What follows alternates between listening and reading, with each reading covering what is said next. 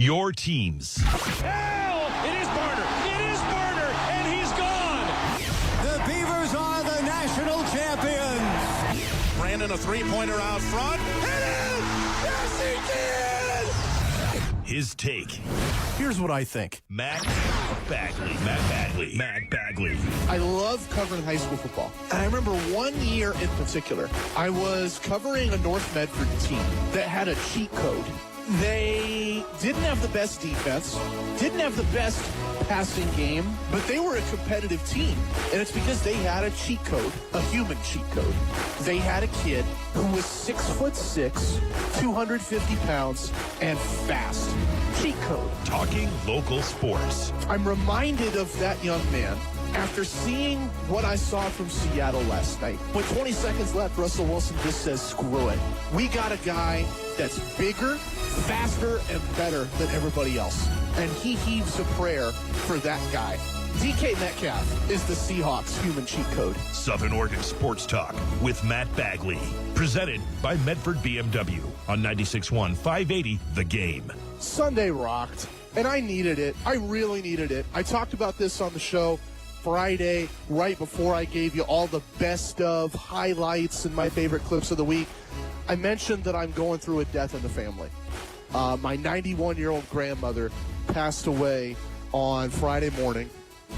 She was a rock of our family, and I don't get preachy on this show. I don't share like my faith and my family's faith on this show because I don't feel like it's my place as a sports radio guy to tell you what you got to do on Sunday or Saturday or Friday or whenever is your holy day.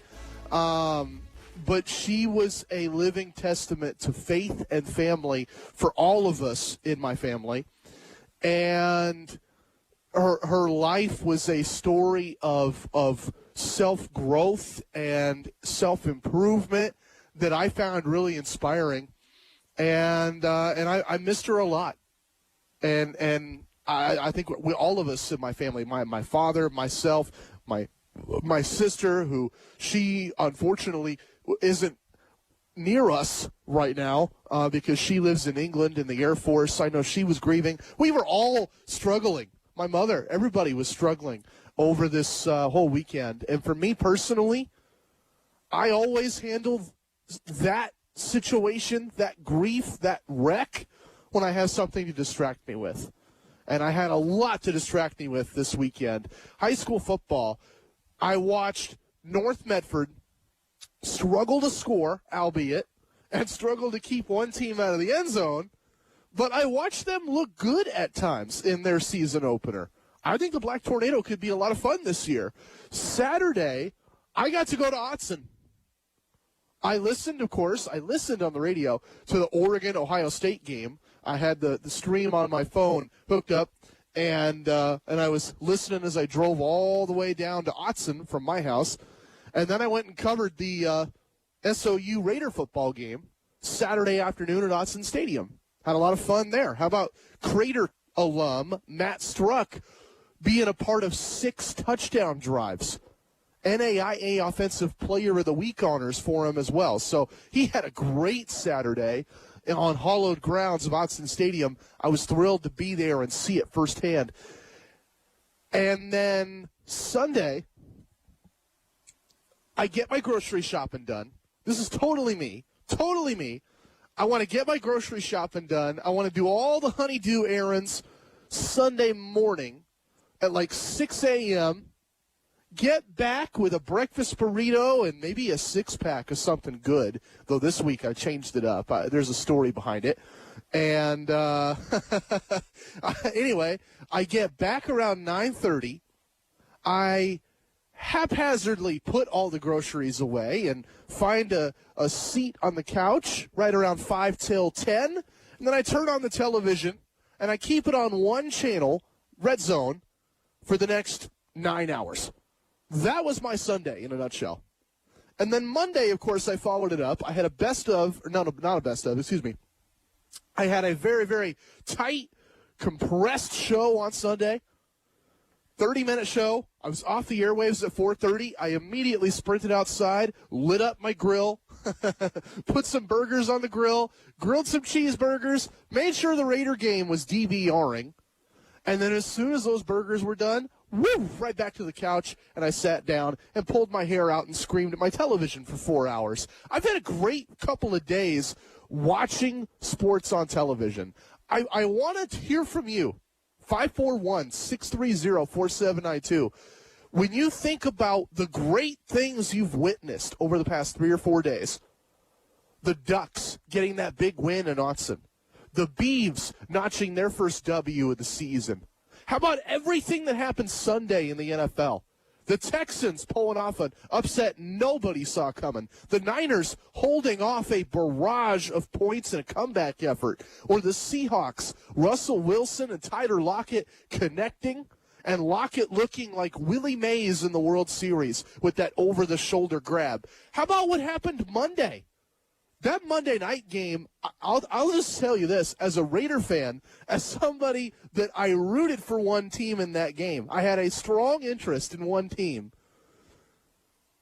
I never want another win like that ever again in my life. I hope my team never, ever, ever wins like that, and I hope your favorite team never, ever, ever wins like that, because that was the most frustrating win I have ever witnessed in my life.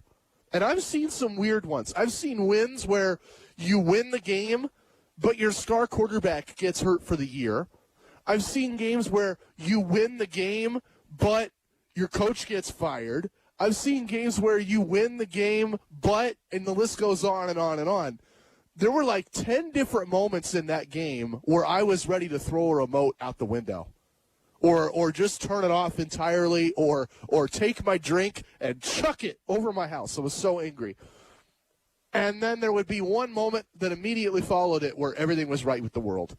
Like Lamar Jackson runs a 28-yard scramble late fourth quarter, and, of course, Justin Tucker does what he does. That kick is, like, uncanny accurate. And I'm telling myself there's no way in hell, there's no way the Raiders come back in this. They march right down the field. They send it to overtime. It was that kind of game. You would think, oh, there's no way they come back from this. Oh, that's it. It's over, right? Picked off at the 1-yard line. That was your chance. And then they come right back. I never want to experience another game like that in my life. But I want to ask you, 541-630-4792, what stood out to you the most? What did you enjoy the most? How about this? Saturday afternoon, while I was at Autzen, I had just set up in the press box.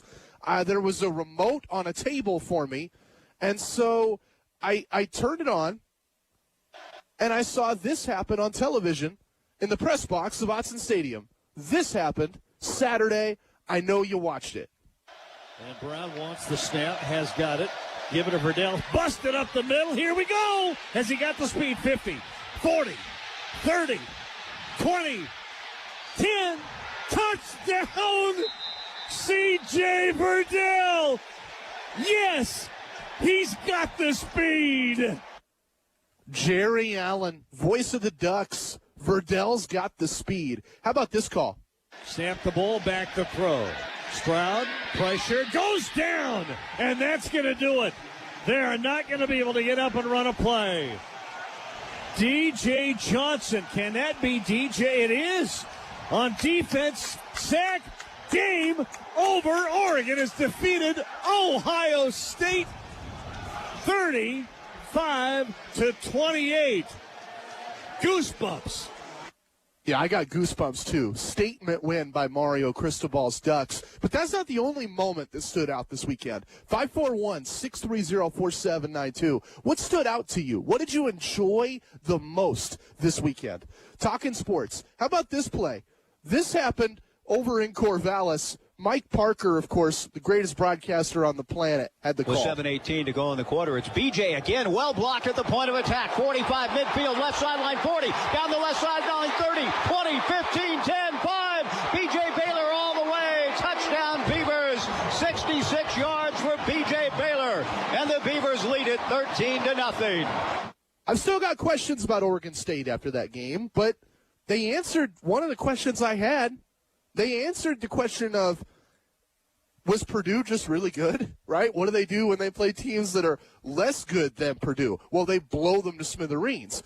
That was Mike Parker. That was Beaver Sports Network, and we aired that right here on The Game. Can I share the craziness on Monday Night Football? This is a longer clip. This is like a minute long, but it's totally worth it. Trust me. Kevin Harlan, the GOAT of NFL radio, trying to wrap his head around what the heck my Raiders were doing in overtime. Now Carr is running back on the field, and the field goal unit is coming off. What in the world is going on out here? They want to get closer. It's second down and 14. 3:44 to go. The field goal unit was so slow to get on the field, they got to delay a game. So they moved it back to the Baltimore 31. So it's second down and 14. Carr is in the gun. 31-yard line of Baltimore. What else can happen, Kevin? I don't know. Let's see. Carr's going to get the shotgun snap. They blitz from the side. It's picked up. He throws an arching pass down the side. It's caught at the 5. Touchdown, Zay Jones. The Raiders have won. I never want to experience another win like that in my lifetime. That was hell. That was miserable. And they won. And I was so wired, I couldn't sleep for like another 2 hours. I had to pour myself a drink and call my dad on the phone, and I'm hoarse, and he's hoarse, and we're just so exhausted, but we couldn't go to bed because we couldn't believe what the heck we just saw. It was unreal. I never want that again in my life. But I'll never forget that night till the rest of my life. That's just how memorable that was for me. How about you? What stood out to you? 541-630-4792. We got college football back, and boy, do we. The Ducks went to Columbus and won. The Beavs got their first win of the year. We got the NFL back, and it's not preseason. It's not fourth stringers. We got real deal NFL football. Lamar Jackson making linebackers look silly last night. Derek Carr notching another fourth quarter comeback. You know, that's the most amazing stat in the world to me. Everybody says he can't throw, that he doesn't throw for enough yards, or he misses guys. Like in the first 2 quarters, they were nitpicking him on the Monday Night Football broadcast. Oh, he misses everything. Oh, he's terrible. They should bring Marcus Mariota in. And I get it. I like Mariota. Mariota's a great guy, even better quarterback. But Derek Carr has had how many fourth quarter comebacks? It's like, 23, 24 in his career? How many has Baker Mayfield had? How many has Josh Allen had? Sure, these guys are younger. They haven't had the reps that Derek Carr has had.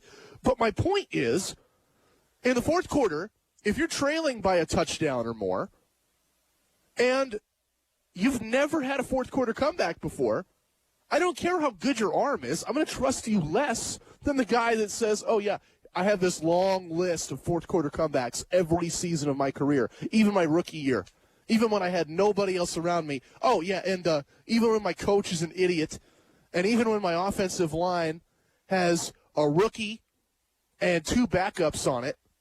And, oh, yeah, by the way, even when my defense lost our best edge rusher in the first half, and, oh, yeah, even when my tailback has a turf toe and can barely walk without cringing in pain, yeah, I can still notch a fourth quarter comeback. When my receivers can't catch, I can still notch a fourth quarter comeback. I'm going to pick that guy. Anyway, I could go off about that for 2 hours. That's not the point of this radio show. I just am curious, like, what stood out to you the most this weekend? I had a blast watching all those things, and I just want to know what you watched, what you liked. Let me know. 541-630-4792. Next, I got a lot to get to. I have an interview with Lee Vowell from 12th Man Rising in 15 minutes' time. Before that, I want to introduce some thoughts I have on Seattle's Week 1 win. Dominant scoreline, but I thought really there were 1 or 2 plays that swung that game. I'm going to look at one in particular. And then I want to talk Ducks, one thing I liked Saturday, one thing I didn't. I'll talk Niners as well if I have time. One thing that I really don't like about the faithful and, not the faithful, not the fan base, but one thing I really don't like about the San Francisco 49ers as they try to go to 2-0. And then we'll talk about USC. I thought that was the real big story from yesterday around 2 o'clock Pacific Standard Time. USC stunned the football world by finally firing Clay Helton. That had been rumored for years. He'd been on the hot seat practically ever since he got the job.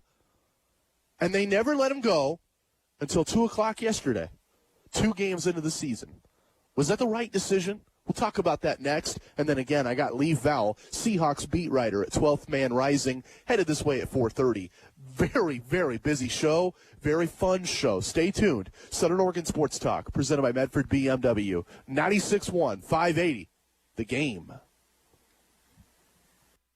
Oregon, land of forest green, mountains snowy white, land of nature lovers' dream, beauty to match delight, where sunlit paths wind their way around mountain, lake, and stream. Be careful never to start a wildfire. Please, keep Oregon green. Research shows people remember radio ads that remind them of the past. So to help you remember that Liberty Mutual Insurance Company customizes your home insurance so you only pay for what you need, here's an ad that'll really take you back. Back in my day, I heard a voice from the radio say, Liberty Mutual customizes my home insurance so I only pay for what I need. I'm getting on in years now, but heavens to Betsy, there are some things an old fella like me just never forgets. Only pay for what you need at libertymutual.com. Liberty, liberty, liberty, liberty. Most of my family, they never graduated high school or even let alone go to college, so I'm trying to break that barrier. My daughter, Brooklyn, was also a motivation for me to go back to school. Every day after work, went straight to school, studied hard, and it paid off. At age 26, Kareem finished his high school diploma. I could not have done it alone. I feel like if I didn't have anyone to push me, I wouldn't give a bother to do it. I got one milestone down the drain, and now I got to work on the next. I see the future is really bright for me. I feel like it doesn't matter the age, as long as you go back and get it done. The high school diploma is just added to the confidence, and now I feel unstoppable. No one gets a diploma alone. You have more support than you realize. If you're thinking of finishing your high school diploma, you have help. Find free adult education classes near you at finishyourdiploma.org. That's finishyourdiploma.org. Brought to you by the Dollar General Literacy Foundation and the Ad Council. The JR Sport Brief is on CBS Sports Radio. I don't care if these players are out here cheating. I don't care if they look for a leg up. I expect it. With all of the money that's out there, all of the money that's potentially on the line, all of the money that they can go out and make, is it right for them to go out and cheat? No. Is it honorable? No. Do I fault any of them? No, I don't. It's something that I have accepted. Weeknights at 7 on 96.1, 580, The Game. Can you feel it? The journey of 1,000 miles begins with the first step. At Children International, we know that the journey to end poverty for good begins first with a child. It starts with their first checkup, lesson, opportunity, job. That journey takes commitment from people like you and me to end poverty for good. Learn more at children.org. Southern Oregon Sports Talk with Matt Bagley. Talking local sports. Weekdays 4 to 6 p.m. on 96.1 580 The Game. Forget about Christmas. This is my favorite time of the year. Football is back, and we're talking football tonight right here on my radio show. I got Seahawks beat writer Lee Vowell from 12thmanrising.com coming on the show in 15 minutes' time. And in the meantime, I want to get to my thoughts on the Seahawks, my thoughts on the Niners, might get into the Ducks game, but I'm going to start by asking you a question about the biggest story in sports yesterday. USC's Clay Helton was on the hot seat ever since he got the job, right? He got hired as the head coach, and people asked, is he really good enough to be the head coach at USC?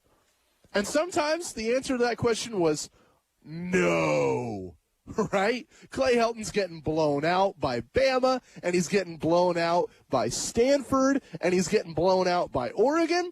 And then sometimes the answer to that question was, yeah. Right? Clay Helton got the Trojans to a Rose Bowl when they played Penn State. Clay Helton got the Trojans to a Pac-12 title game last year. That's good at USC. That's what you want at USC. You want to be in the running for trophies. Clay Helton, we make fun of his recruiting sometimes. My buddy Justin Hopkins, recruiting guru over at Scoop Duck, loves to poke and prod at USC recruiting and how much better Oregon is. But if you look at the numbers, they're not that much different. Right? Oregon gets a handful of 5 stars every year and a bunch of 4 stars. USC gets a handful of 5 stars and a bunch of 4 stars. Pretty similar, right? Just the different player. Oregon's getting a better caliber of player, but the star rankings are the same. Everything's fine under the surface, on the surface level. And anyway, after years of that, is Clay Helton the good coach? Is Clay Helton the bad coach question? USC finally came to an answer. USC drops their second game of the year. They move to 1-1 after losing to Stanford on Saturday night. And they fire Clay Helton. My question for you, 541-630-4792, did they make the right decision? Should Clay Helton have been fired at USC? I think on one hand, the Trojans felt like they needed to make a change, but on the other hand, I can't guarantee a change will be better than what they had in place. I think they should have kept Clay Helton. And we'll talk about this later on in the show tonight. But the names that are being floated out as coaching hires at USC are pipe dreams. Nick Saban is not leaving Alabama. I've read his name out there. There's a throng of names in the NFL. Eric Bieniemy, Chiefs offensive coordinator. There's only one scenario where I think he even gives USC a conversation. This is a dude that should be in the running for NFL jobs. Or Josh McDaniels. Somebody floated his name out there. Come on. We all know McDaniels is waiting for one job and one job only. Let's get serious here. And then there are college football names that don't make any sense to me at all. And I'll dive into this with a lot more detail, but Mario Cristobal is the talk of the college football world, as he should be, after his Ducks go to Columbus and beat the Buckeyes in front of 100,000 rabid Ohio State fans. Michigan hasn't done that in forever. I don't think an SEC school would even attempt to do that. There's a reason Alabama plays Mercer and Georgia plays whoever they played on Saturday. There's a reason that Auburn and Florida and all these schools match up with like FCS and HBCUs in the fall. They don't want to play Ohio State. They don't go to Columbus. Mario Cristobal has Oregon in the headlines, and he is in the headlines. And a whole lot of writers out there think USC's first call should be Mario Cristobal. I get that. But Mario Cristobal signed a 5-year extension 9 months ago. Mario Cristobal has a multi-million-dollar buyout, anywhere from $9 to $19 million, depending on your sources. USC's not getting Mario Cristobal. They're not getting the coaches that are in these reports. They're not getting the coaches that everyone's daydreaming about right now. USC is going to have to settle for someone much, much lower on the totem pole. And so when you get that far down, when you get whoever that person is going to be, a Luke Fickell at Cincinnati, or say you scrape the barrel and you get a retired Mike Riley, who was fired from Nebraska a few years back, or you get a retired Chris Peterson, who I don't even think his heart is in it, to be honest. I think he retired from Washington for a reason. If you get a coach like that, are they really better than someone like Clay Helton? I mean, at least Clay Helton wanted to be there, and at least Clay Helton was doing okay when he was there. Sure, he never went unbeaten. He never rebuilt the Pete Carroll dynasty days where the Trojans are blowing everybody else out and competing for national championships. But Clay Helton at least was getting the Trojans competing for conference championships. I don't see how you get better with the coaches that USC is actually going to get. I don't believe they're going to get any of the dream candidates. Even a guy like Urban Meyer, I just don't see it yet.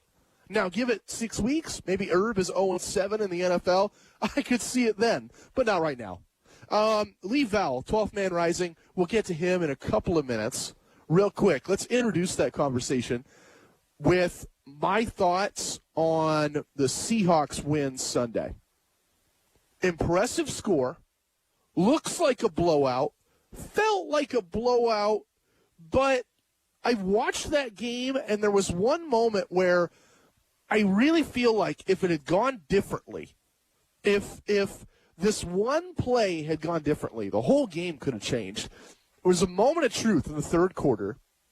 Indianapolis was down, I think, 21-10, so two-score game, but it's the third quarter, so there's tons of time to make up that deficit. They forced a turnover. They got the ball from Seattle. They moved down the field, and they stall out on their drive. It's deep in scoring position. It's 4th down in inches. And it's a two-score deficit, so Frank Reich wants to give his team some momentum. He says go for it. And the Colts were going to sneak it, and so that's supposed to be the easiest play in football. Quarterback sneak on 4th and inches. Tom Brady has pulled that off 1 billion times. Carson Wentz is big. Carson Wentz should be able to pull that off, just like Brady can. But Seattle did something awesome. Jamal Adams crashed in at the snap and forced the offensive line to shift to block him because he came in unblocked. And it forced everything haywire. Wentz gets stuck in a sea of bodies, doesn't get to the marker, loses the football, I think, and the Colts turn over on downs. My lesson from all of that is that sometimes stars overpower schemes. Stars are more important than schemes, sometimes.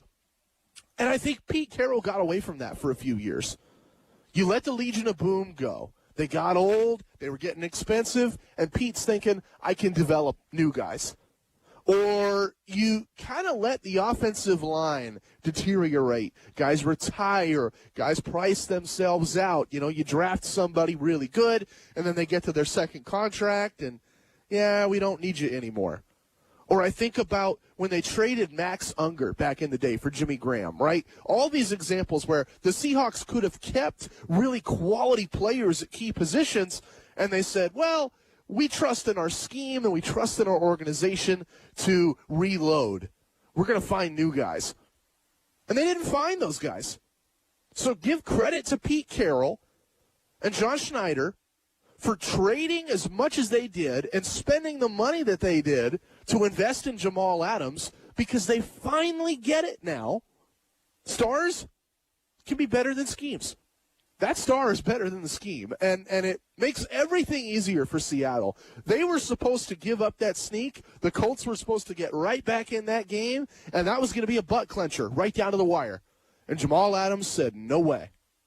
Stars are better than schemes. One thing I liked about Oregon, one thing I didn't like, we'll share that in a few. Same goes for the 49ers. I have one glaring thought after their win on Sunday. I'll share that at the end of the hour. But first, I want to talk Seahawks with Seahawks beat writer Lee Vowell from 12th Man Rising. We got a vested interest in that conversation. This station is your home for Seattle Seahawks football from the preseason through the playoffs. And we're going to keep Seahawks fans informed first and foremost. Then we'll get to the good stuff for the faithful, for Duck fans, for everybody else. End of the hour. But Lee Vowell, 12th Man Rising, should be a lot of fun. He's headed this way next, right here on The Game. Hi, this is Dr. Bradshaw from Premier Care Dental. Did you know that a healthy mouth is the window to your overall health, and that a healthy smile free of decay is an important part of a strong immune system? Premier Care Dental offers you a comfortable and stress-free experience as you receive the dental care you need. Do you have missing, failing, hurting, or broken teeth? Premier Care Dental is here for you. We welcome insurance, and if you don't have insurance, we offer our in-house dental savings plan for greater access to quality dental care at an affordable price. Our new patients with no insurance enjoy a free consultation, including exam and x-rays. And if you mention this radio ad, you receive your first implant for $9.90 or your first crown for $7.90. Restrictions apply and all promotions depend upon a clinical exam. Premier Care Dental is located in Medford, Ashland, Grants Pass, and Klamath Falls. Call us today at 541-200-6747. Visit premiercaredental.com. The COVID-19 vaccine is effective at preventing severe illness, hospitalization, and death. Vaccines were tested in real life, in scientific studies with tens of thousands of people worldwide. Get it to protect yourself, your family, and your community. Get it and end the pandemic and get back to the activities and people we love. Jackson County, let's get going. Visit jacksoncounty.org/getvaccinated. Brought to you by Jackson County Public Health.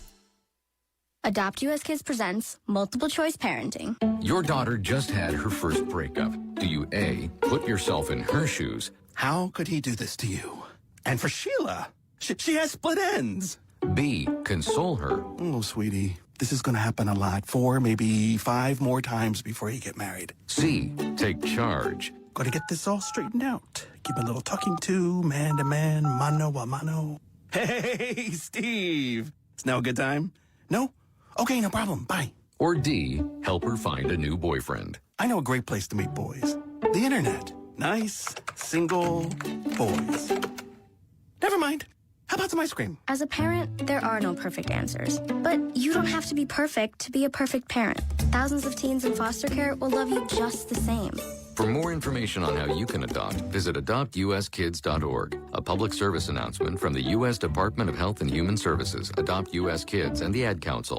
Jim Rome is on CBS Sports Radio. The Phoenix Suns are good, really good, and extremely tough. They are built for this. Their offense is good, but they get after you on defense. They'll lock you up, and they will punish you in transition. I bring this up because the Suns were supposed to be a team that was inexperienced when it came to the playoffs. A team that was supposed to melt under all the pressure and expectation. They're that good, and they are that dangerous. Weekdays, 9 a.m. to noon on 96.1 580 The Game.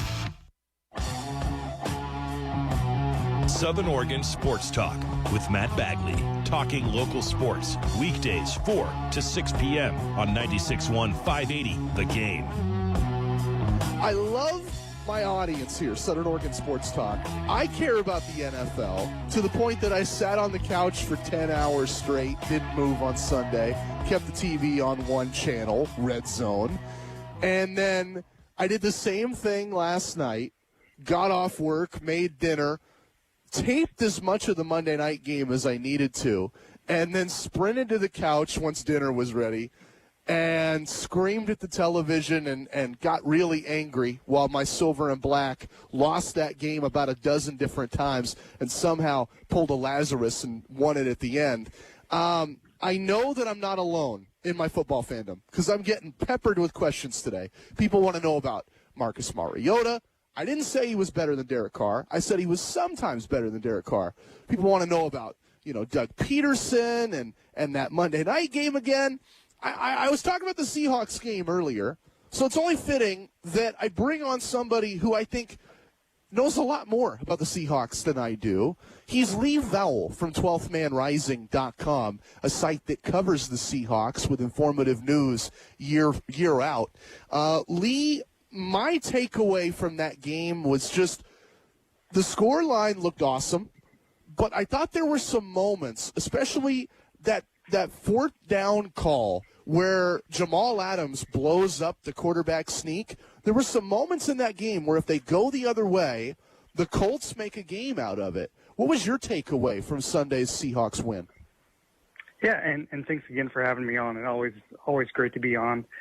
It was one of those games where it actually made me feel more hopeful. Like, you go back to last year, the first 5 games when the offense was just smoking defenses, but the defense for the Seahawks was just terrible. It was like, how long can this keep up? But after watching that first game against the Colts, they're not a bad team, I actually feel more hopeful going into the rest of the season.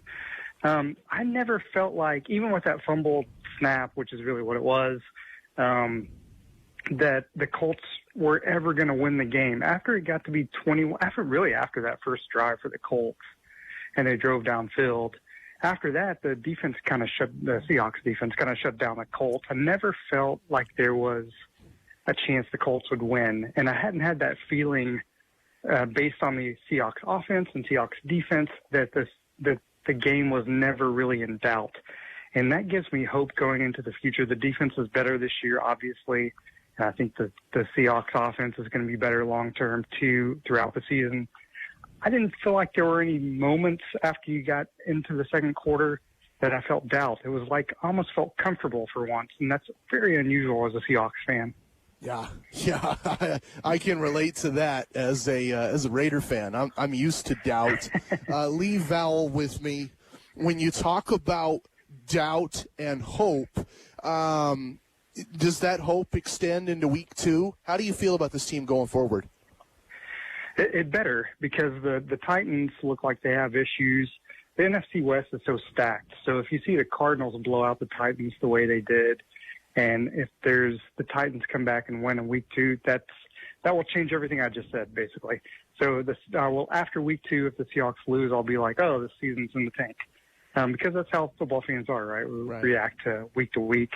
But I think I felt fairly confident based on what I saw from the Cardinals and Titans that the Seahawks will win. They should win fairly easily. The issue is the NFC West is just so completely stacked that maybe all 4 teams make the playoffs, or maybe just 2 of them do because they're beating. It's kind of like the SEC in college football, right? They're just beating each other up. So that may be what happens. The Titans don't really scare me at this point. I thought maybe they would more so going into the season, but after watching week 1, the Seattle should win. I'm not ever going to say they're going to blow somebody out, but they should win the game. Yeah, I'm with you. I think the real test is in that division. Where do you think they compare to their rivals in the NFC West? I think the Rams lost a whole bunch on defense, and I think that came, that will show up over the entire season. I do think Matthew Stafford makes them better offensively, even though Jared Goff looked okay against the 49ers in the second half of the game. I still don't fear the Cardinals.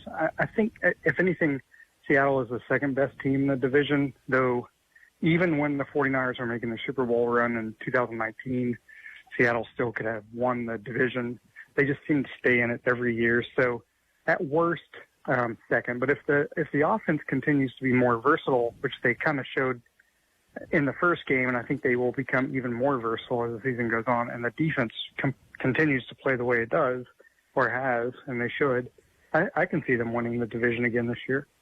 Talking with Lee Vowell from 12th Man Rising, another play that really popped out to me, Lee, first half, Russell Wilson, deep bomb. I love that they let him fire that deep strike. And Tyler Lockett makes like a Willie Mays over-the-shoulder catch. Where does that play rank for you? Have you seen Lockett and Russ ever do that before? Yeah, I mean, Lockett makes that game against the Rams a couple of years ago where he makes that tiptoe catch in the end zone. It's really funny that you mentioned the Willie Mays thing, because I was tweeting during the game, obviously, and I immediately went to that, try to find a Willie Mays GIF for that catch, and I couldn't find one. But that's the perfect description of the play. Yeah, I mean, DK Metcalf's a great receiver, fantastic receiver. Tyler Lockett's still the best receiver on the team, and I think he showed that in the first half. I mean, when you need a catch made, Tyler Lockett's going to make it, and while DK's going to make the big splash plays, and Lockett can do that as well, but when you need a catch made, Lockett's the guy that Wilson's going to see, and he proved again in the first half that he's the best receiver the Seahawks have, and that says a lot because Metcalf's great too. Yeah, you mentioned the defense earlier, and then we were just spending a minute talking about the O. Which unit do you think is better right now, the Seahawks offense or their defense? I still think his offense just goes Russell Wilson. But I do really like how much depth they have on not even the edge rushers, but that defensive line. You saw Brian Monet. I don't know how Carson Wentz actually made it up after he got pancaked by Monet. But I do think that the way they can work the rotation of the defensive line with working Rasheem Green, who was fantastic on Sunday, on the interior of the line. I mean, they held out L.J. Collier, who was completely healthy in the first-round pick, a couple of years ago. He hasn't lived up to expectations, but he's still a decent player. But they held him out. That shows the depth of the defensive line. The offense is still better than the defense, but the defense is so much better than it was the first part of last year. Oh, yeah. Lee Vowell with me, covers the Seahawks. He's officially the site expert at 12thmanrising.com. Fancy word for editor, but he does a fancy job and a good one over there, 12th Man Rising. Lee, I'd love to glean your perspective on the rest of the league. Did you watch anybody else on Sunday? Wait, there's other NFL teams? No, I'm joking. So I did. I mean, the Saints were scary good, which is weird, or Aaron Rodgers was scary bad. That's kind of strange. I saw enough of other teams to not get comfortable, because you never can as any football team, NFL fan, I think, but especially a Seahawks fan. But I saw a little bit. I think the Cowboys are going to be good, even though they lost. I think the NFC West is stacked. The Saints are scary. It's one of those things. And the Browns and the Chiefs, I think, are both going to be going deep in the playoffs. Even though the Browns lost a game they should have won, they're still good, and I can't wait to see how they do the rest of the season. Yeah, no, the balance of their play calling was phenomenal. You mentioned the New Orleans game. This was the weirdest stat line I think I've ever seen. At one point in that game, Jameis had 4 touchdowns, and he threw for like 100 yards. Have you ever seen that before? Kyler Murray kind of did that last year in the game. It was kind of really weird, but that game was so weird, but it was shocking. Not the final score was so shocking. It was still shocking, but just the disparity between the two teams. It looked like the Packers hadn't made the playoffs in years, and the Saints were Super Bowl champions last year. And it looks like something that could continue into the season. It was just a really strange game to watch. And as a Seahawks fan, I don't want to see the Saints be really good, but they looked really, really good on Sunday. So one last thing for Lee Vowell, site expert over at 12th Man Rising. I led this off talking about how that's a site for Seahawks fans, for Seahawks news. You guys cover the Seahawks year-round. Let's say that a Seahawks fan is driving around in Southern Oregon right now, listening to this, and they go, that sounds like a good site. Tell them about what you do and what you got cooked up this week, getting ready for the Titans. Yeah, and if you're a Seahawks fan driving around in Southern Oregon, you should be listening to this show. I don't know why you'd listen to anything else. But, basically what we have this week is, during the week during the season, it's a lot easier, right?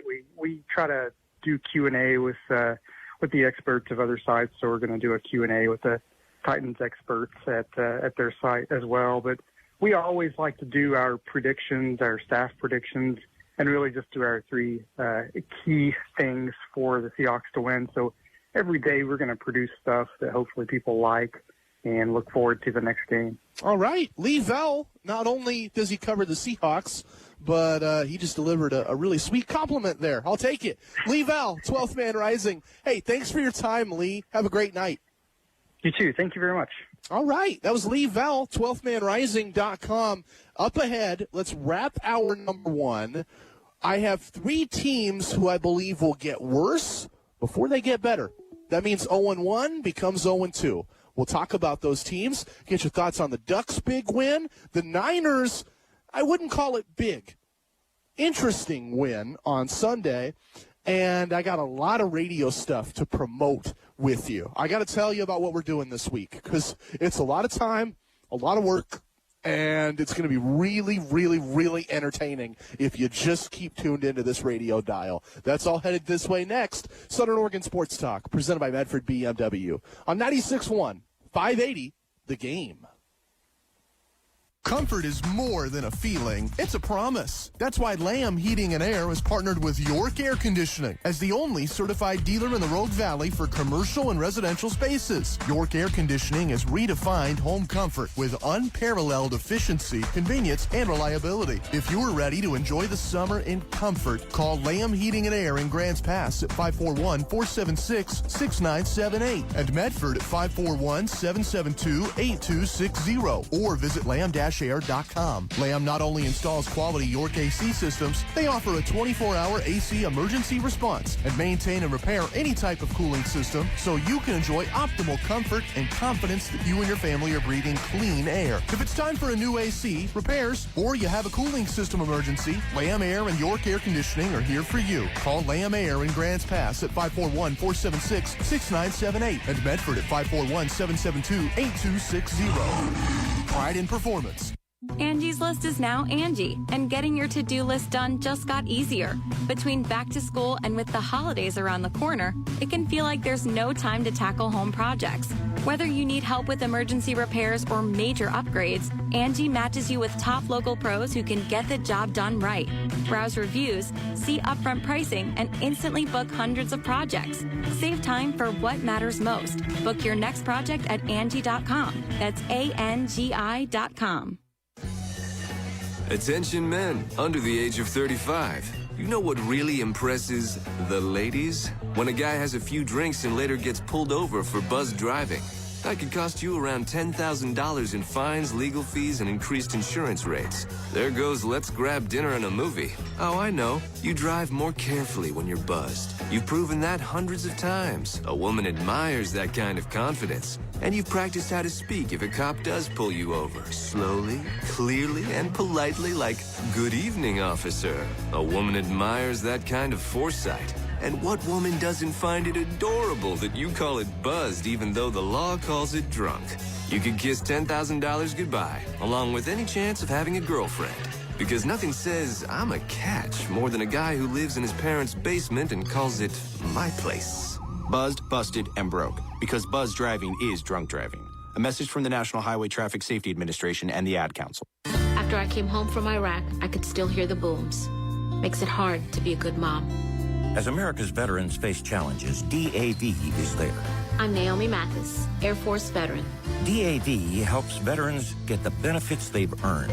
Thanks to DAV, I was able to begin to heal. With the right support, more veterans can reach victories great and small. My victory is being able to be here for my children. Support more victories for veterans. Go to DAV.org. Southern Oregon Sports Talk with Matt Bagley. Talking local sports. Weekdays 4 to 6 p.m. on 96.1 580 The Game. I can't wait for Thursday Night Football this week. I put money down on the Washington football team. I know they lost. I know their quarterback is hurt. It's the Taylor Heineke show. But I believe in that defense. They gave Justin Herbert some headaches on Sunday, despite the Chargers pulling out a gritty win. I think they're going to have a way easier time terrorizing a moribund Giants team. Daniel Jones has no protection, and even when he gets it, he can't protect the football. I like Washington on Thursday night. I can't wait to hear it. We're airing that game, Thursday Night Football, right here. Pre-game coverage at 5.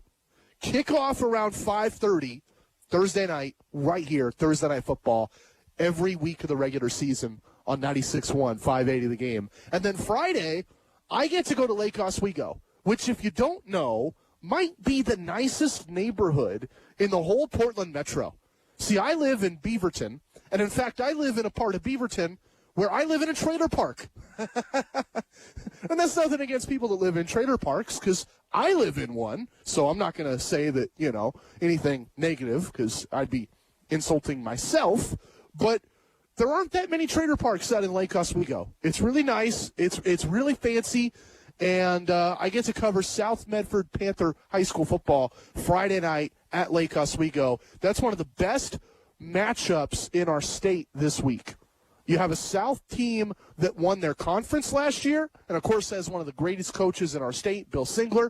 You have a Lake Oswego team that is contending for a state championship this year, and they have one of the greatest coaches of all time in Oregon, Oregon State alum Steve Curry.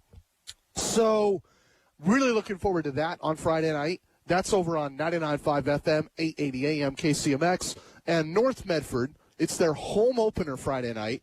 They're welcoming Sherwood to town on 96.1 and 580 The Game. Ryan Walk. Talk about high school football. I remember when Ryan Walk was a guard for Sheldon High School in Eugene.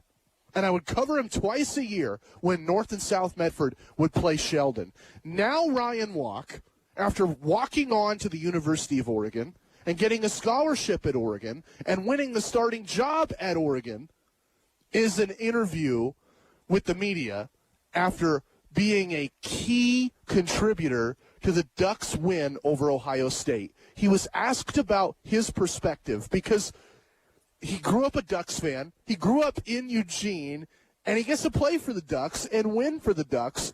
And I loved his answer to that question. Share your perspective on the biggest win, maybe ever. I would say it's the most fun win I've been a part of since I've been at Oregon. It was most meaningful for me because I was out there playing this time, and so it was a lot of fun. It was a great team win, and it was an awesome experience altogether. He's having a blast.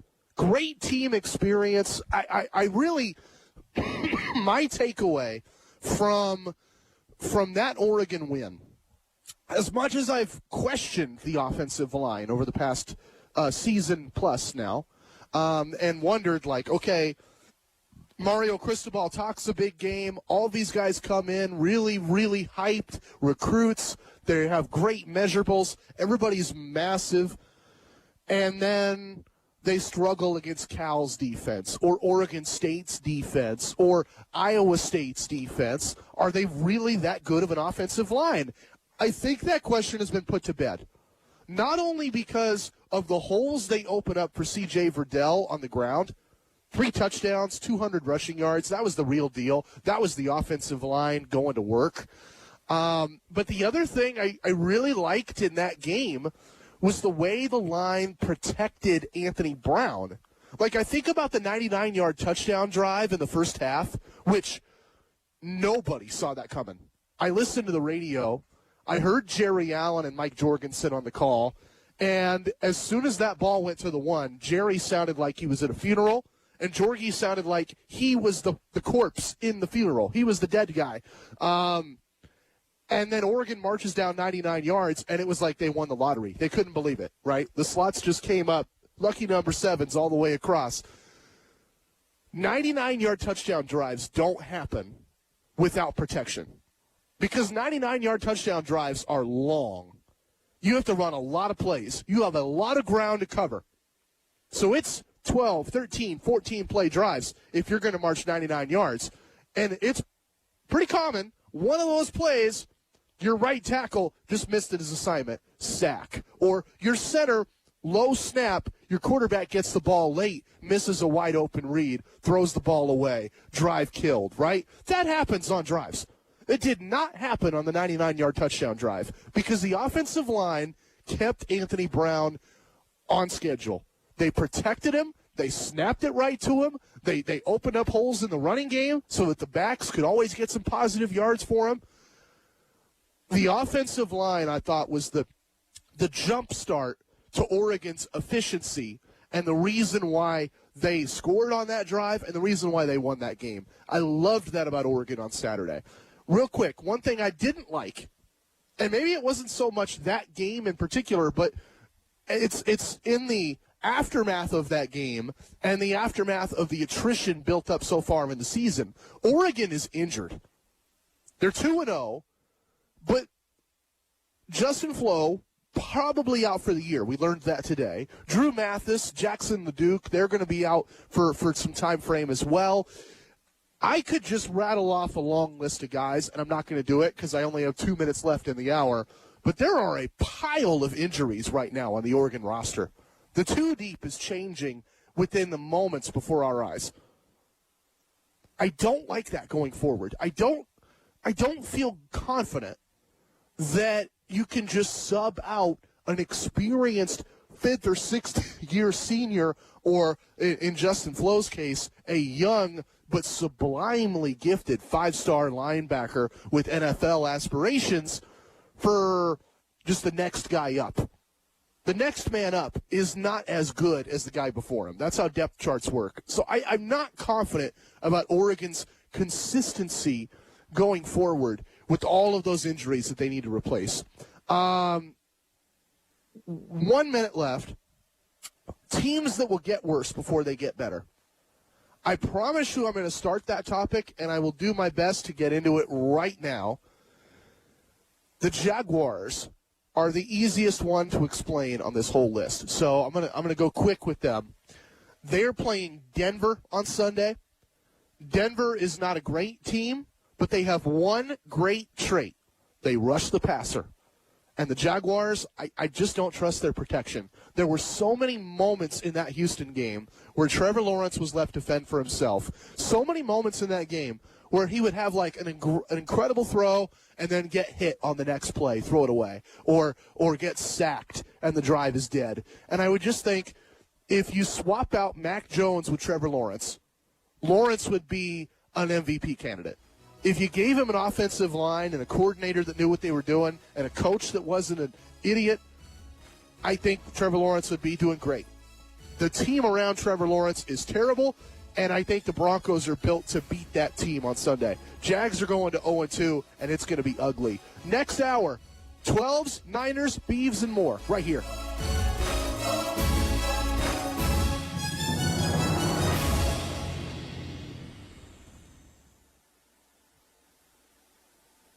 There's nothing like a day on the links. Especially when it helps great kids. Join us September 17th for the 36th Annual Boy Scouts Golf Tournament at Eagle Point Golf Club. You can win great prizes in the gross and net divisions. We're still looking for individuals, teams, and sponsors for a day of fun, friends, and golf. This is your chance to help the thousands of kids in Southern Oregon supported by the Crater Lake Council of Boy Scouts. Join this Stevens Media Group station for the 36th Annual Boy Scouts Golf Tournament at Eagle Point Golf Club. To register or sign up for Scouts, visit CraterLakeCouncil.org. That's CraterLakeCouncil.org. Sponsored in part by Cutler Investment Group, Fox Run Farm, Red Robin, People's Bank, KDP Certified Public Accountants, Sustainable Leadership Consultants, Steelhead Finance, S&P James Construction, Naumus Inc., Valley Web Printing, Rosebud Media Group, Hunter Communications, Ward Insurance, and this Stevens Media Group station. Okay, forest animals, today is a new day. Kids are coming to the forest, and it's up to us to make their visit a good one. Sparrow. Yes? Have you practiced the most popular bird songs for the year? Of course. Catchy. I like it. Okay, River. Dude. How's the temperature? It's a refreshing 52 degrees, man. Perfect for a little riverside shoeless relaxation. Ah, good. Owl, you here? Course. Who's asking? I am. Look, you know the drill. Sleep during the day, scare the kids at night. Perfect. I love my job. Oak Tree? What's up? Still in the same place I left you last year. That's what I like. Consistency. Well, it's not like I'm going anywhere for the next couple hundred years. I know. I love it. Turtle. Turtle. He's not here yet, man. He's late every morning. You'd think he would have learned by now to leave the night before our meetings. Okay. Squirrel. Has anybody seen Mr. Squirrel? The forest has been preparing just for you. Visit a forest near you today. To learn more about cool things to do in the forest, visit discovertheforest.org. Brought to you by the U.S. Forest Service and the Ad Council. To protect his home and family from disaster, Steve used courage, wisdom, and his camera phone. That should do it. Way to go, Steve! By simply taking digital pictures of his family's important documents, Steve can always have them stored safely online, no matter when disaster strikes. Learn other simple ways to protect your home and family before a natural disaster at ready.gov. That's ready.gov. A message from FEMA and the Ad Council. From opening night to Super Bowl 56, don't miss a second of the NFL's biggest season ever. Hi, this is Kurt Warner of Westwood One. Join our crew each week for the best primetime NFL action. Thursday, Sunday, and of course, Monday Night Football. Listen to the NFL's brightest stars on Westwood One, the exclusive radio home for every primetime NFL game. Right here. Covering football all year long, 96.1, 580 The Game. Dave, what are you doing? Just sending a gift to Dave 2037. Who? Me in the future. I save a little money from every paycheck as a gift to Dave 2037, so he can spend it on things like anti-gravity boots or a hologram Doberman, something cool like that. I think Dave 2037 deserves it. He worked hard. What are you getting Steve 2037? I guess I was thinking Steve 2037 would just fend for himself. Well, all right, but don't expect to be borrowing my anti-gravity boots. You want to have money in your future? You got to start saving now. Putting some money from every paycheck into a savings account or contributing to your 401k can make a big difference later. Put away a few bucks, feel like $1 million. For free ideas and easy ways to save, go to feedthepig.org. That's feedthepig.org. Hey, let's just hope Steve 2037 doesn't get his hands on a cold time machine, because he is going to come back here and knock some sense into you. This message brought to you by the American Institute of Certified Public Accountants and the Ad Council. This is your home for the NFL Draft. With the first pick in the 2017 NFL Draft, that's the right pick. KTMT 580 AM and K241CA 96.1 FM Ashland. Your teams. It is Barner. It is Barner, and he's gone. The Beavers are the national champions. Brandon, a three-pointer out front. Hit it! Yes, he did! His take. Here's what I think. Matt Bagley. When I was just a regular person, didn't cover sports for a living, I thought that all fans were optimists by nature. They always would just assume my team is going to win the Super Bowl or the World Series or the national championship, and your team sucks. That's what I thought fan bases were all like, generally. But getting to know these fan bases, I believe that I'm not the only sports pessimist out there. Talking local sports. Are you a pessimist or an optimist when it comes to your favorite team? I am a pessimist. I tell you this, and I'm curious where you are as a fan, because I know where I was last night. And when Patrick Mahomes did the inevitable and came back and won in a way that only Patrick Mahomes can seemingly do, I was numb. Southern Oregon Sports Talk with Matt Bagley. Presented by Medford BMW on 96.1 580 The Game. Kicking off hour number 2 the same way I kicked off hour number 1. What stood out to you the most this weekend? What did you enjoy watching the most? 541-630-4792. How about this play? Sunday Night Football. I thought this was the cherry on top of the ice cream sundae of an incredible football day. The Rams can do plays like this now. Kevin Kugler, Westwood One Radio, right here. Stafford back to pass on 1st and 10. Has time. Steps up in the pocket. Going deep. Kupp is all alone. Makes the catch at the 10. He'll walk to the end zone. Touchdown Rams. A 56-yard touchdown pass. 541-630-4792. What plays stood out to you this weekend? What games stood out to you this weekend? Let me know. Thinking about that Rams game and that Rams team, how do they stack up with the Niners and the Seahawks? 12s, I had Lee Vowell from 12th Man Rising last hour. He feels like Seattle can win the NFC West, but I think he's supposed to say that. I watched the Seahawks, I watched the Rams, and I watched the Niners. I want to know what you think. And I'll tell you what I think.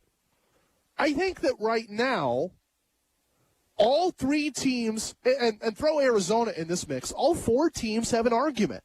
The arguments are just different. For Seattle, it's that they're more balanced now. It's that Russell Wilson doesn't have to do everything.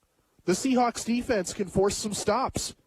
For the Niners, it's that Jimmy G has some motivation now. Jimmy G's got somebody pushing him.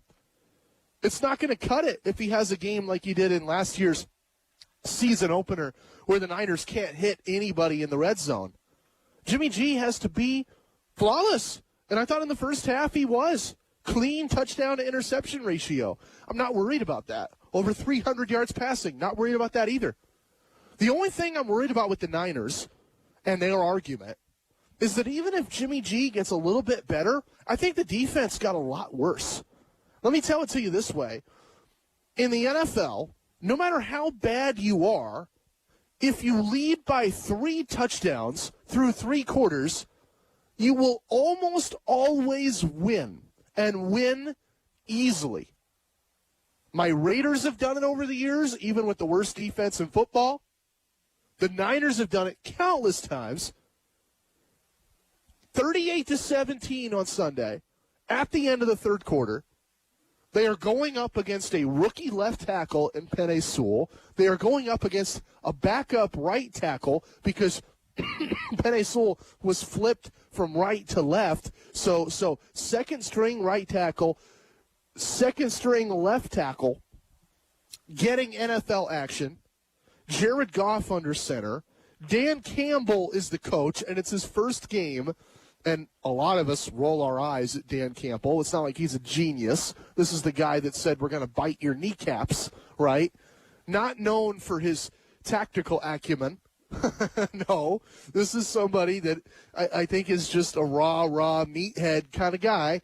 And you have a 3-touchdown lead, 38-17. At that level, it's almost impossible to choke that lead away. And the Niners were one drive away from doing that. They somehow, some way, let Detroit get back in that game. That worries me. Because next week, you're not going to play Jared Goff. Next week, you're not going to have the luxury of going up against a backup left tackle and a backup right tackle. And the week after that, and the week after that, and the week after that, the schedule gets tougher. Go to Philadelphia. Jalen Hurts, I think, is better than Jared Goff. Nick Sirianni, I think he has a little more X's and O's background than Dan Campbell does. And I like the Eagles' offensive line a little bit more, too. That doesn't mean I don't like the Niners this week. But I don't trust that defense to hold leads for them late in games. The Lions almost pulled off a comeback win and an upset for the ages. You got the Packers coming up at the end of the month. We'll talk about Green Bay later on in the show tonight. The Seahawks to kick off October. Then the Cardinals. Arizona's argument, well, since I'm already in on this, Arizona's argument for the division is that they really did fix the one weakness they had. They fixed their defense last year, and we saw the full fruit of that on display. Chandler Jones having a 5-sack day. But last offseason, they fixed their offensive line. And Kyler Murray, with a clean pocket to throw out of, was incredible. Incredible. The Cardinals' offense couldn't be stopped on Sunday. And I don't think it was just a terrible Titans team that you're going to just push over this year. I don't think that's the case. I don't think they're going to be as good as they were, but I don't think they're going to be one of the worst teams in football. I think that was just the Cardinals' line protecting their superstar quarterback. That's their argument. They got way better at the things they struggled with last year. And then the Rams, at least for one game, they can say the same thing. Jared Goff held them back. And now Jared Goff wears a different uniform. Matt Stafford is throwing bombs. Guys are scoring wide-open touchdowns. And Sean McVay has got a smile from ear to ear. Every team in the NFC West has an argument they can win the division. I want to hear from you. 541-630-4792. Which argument do you buy? Which argument are you most confident in? Who do you like one game in to win the NFC West? 541-630-4792. I'll tell you one thing I liked and disliked about Oregon State, because I did the same thing for Oregon on the end of the last hour. The Beavs did really well. And we played the Mike Parker highlight of B.J. Baylor having that massive run. But B.J. Baylor wasn't the MVP of that game to me. It was Chance Nolan. He went off. Incredible stat line. Tons of yards, tons of touchdowns. No picks. And what I'm always most happy about when a quarterback has a good day, I want to look and see what their completion percentage was, because to me that's the stat that best translates to the next level. If you can complete around 2/3 of your passes, anywhere from 60 to 66%, 70% of your passes, generally that tells me you're a good quarterback. Now, there are exceptions, right? Are all of your passes checkdowns or screens? Then I'm not going to focus so much on that. But Chance Nolan was throwing deep balls. Chance Nolan was throwing some tough throws. That was a legit completion percentage. He went off. And I liked that from Oregon State on Saturday. One thing I didn't like is that I can't really take that much out of Chance Nolan's performance on Saturday, or B.J. Baylor's long touchdown run, or the Beaver turnovers they forced on defense. I can't really say, okay, this team just proved to me, with what I saw Saturday night, that they're for real in the Pac-12. I can't say that because they didn't play anybody I respect. I thought their opponent was too easy. Like UCLA faced off with LSU 2 weeks ago. And sure, that was a home game for UCLA, but I don't think anyone would say the Rose Bowl was a home field advantage for them. That crowd is very sparse. And they bring in an SEC power 2 years removed from a national championship, and they punch them in the mouth. UCLA was the more physical team, 60 minutes. UCLA was the better football team for 60 minutes. And after that game, okay, you could make a statement about UCLA. Oregon goes to Columbus and beats then number 3 Ohio State, now number 9 Ohio State, so still top 10. That tells you all you need to know about the quality of Ohio State football. The coaches still respect them even after that loss to a Pac-12 school. Oregon goes into the horseshoe, gets that statement win, and I can say, all right, Ryan Walk and the Oregon offensive line is good. C.J. Verdell in the Oregon backfield, great. Anthony Brown, check off that box too, all right? Played a baller performance on the brightest stage. I can't say any of that about Oregon State because I expect Oregon State to blow out Hawaii. I expect Oregon State to blow out Idaho. What I want to see from the Beavers is what they do in the Pac-12, and we don't know that yet. We have no idea. USC has a brand new coach. Maybe that's a more winnable game for Oregon State now, but maybe the Trojans come out fired up. And on paper, September 25th, the Trojans have a way more talented roster than Oregon State. Washington, I know they're on hard times. I think Jimmy Lake can right that ship a little bit by Pac-12 play. That's still going to be a bad offense. I'm not making excuses for the Washington offense. They're terrible. On paper, that team is also more talented than Oregon State. Those are two really tough opponents, and I don't know how they match up with them right now. I don't know if anybody can say after one blowout win over a cupcake, Hawaii, that Oregon State can win both of those games. Not saying they can't do it. I'm just not ready to say they will do it. I don't know yet. So I liked the stat line for Chance Nolan and the Beavers. I liked that they scored passing touchdowns and they didn't throw picks. They forced picks on the other side and they ran the ball with abandon. But it's one thing to do it against Hawaii and Idaho. I want to see it in the Pac-12. I haven't seen it yet.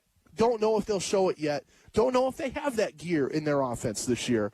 And I can't wait to find out. 541-630-4792. Let's talk baseball for a minute. The San Francisco Giants are in the playoffs. They clinched a playoff berth last night. I know Giants fans are thrilled about that. It's the earliest clinch in Giants franchise history, which I didn't know. I didn't know that, but I learned that last night. That was read on the internet. Earliest clinch in franchise history for them, the playoff clinch. And it got me thinking, are they the most underrated team in baseball this year? We've been talking about that narrative for 6 months. It hasn't gone away at all. But they just notched the earliest clinch in their franchise history. And we're not talking about a team that never gets to the playoffs. We're talking about a team that was the banner of baseball for the better part of a decade. With Madison Bumgarner and Bruce Bochy and that incredible defense and all those even-year Giants World Series championships. That team couldn't clinch the playoffs before this team could. Or I think about the Barry Bonds' teams. You know, they had that one that made the World Series run, early aughts. I think about the Bay Bridge Series team with Will Clark. That team couldn't clinch a playoff berth. Then we will get you some thoughts on the USC coaching search and a lot more right here. Southern Oregon Sports Talk.